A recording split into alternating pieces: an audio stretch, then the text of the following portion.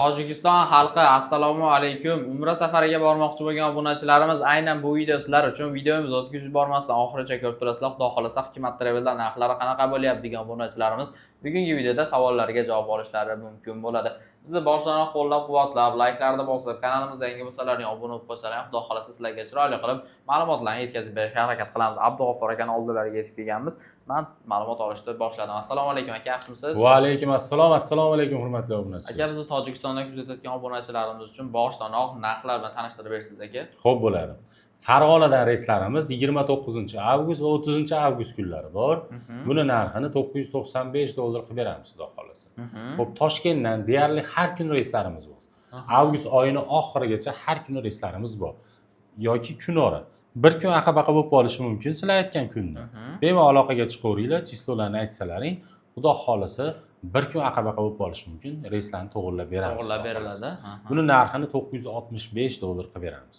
Yo'q, biz sentyabr oyiga bormoqchimiz deydigan obunachilarimiz uchun Toshkent shahardan 4-sentyabr kuni bor, 5-sentyabr kuni bor, 6-sentyabr, 7, 8, 11, 12-sentyabr kunlar reyslarimiz bor.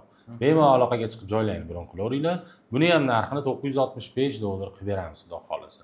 Xo'p, Namangandan sentyabr oyiga reyslarimiz kunlari 3-sentyabr kuni bor, 10-sentyabr, 17 va 24-sentyabr kunlar reyslarimiz bor. Buni narxini $995 qilib beramiz. O'zlariga qulay bo'lgan vaqtda, o'zlariga qulay bo'lgan joydan ketishlari mumkin ekanda. Bemalol.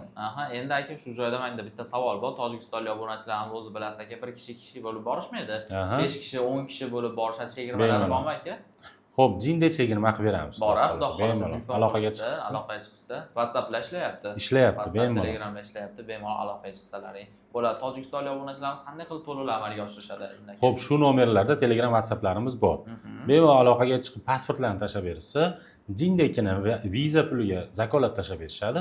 Qolganini aeroportda berishaveradi. Qolganini aeroportda berilaveradi. Gap yo'q. Borishgandan keyin sharoitlari qanaqa bo'ladi endi? Xo'p, sharoitlarimiz Madina-i Munavvarada 200 metrdan 400 metrgacha gastitsalarimiz uzoqligi, Makka-i Mukarramada 1 kilometrdan 3 kilometrgacha gastitsalarimiz uzoqligi. Qaysi biri bo'sh bo'lsa, o'sha yerga tushishadi. Lekin avtobus xizmatlari yo'lga qo'yilgan. Xo'p, bundan tashqari Madina-i Munavvarada 2 mahal, Makka-i Mukarramada 3 mahal o'zbek milliy taomlar. Joylashuvlar 4 kishilik, 5 kishilik joylashuvlar bo'ladi xonalarda.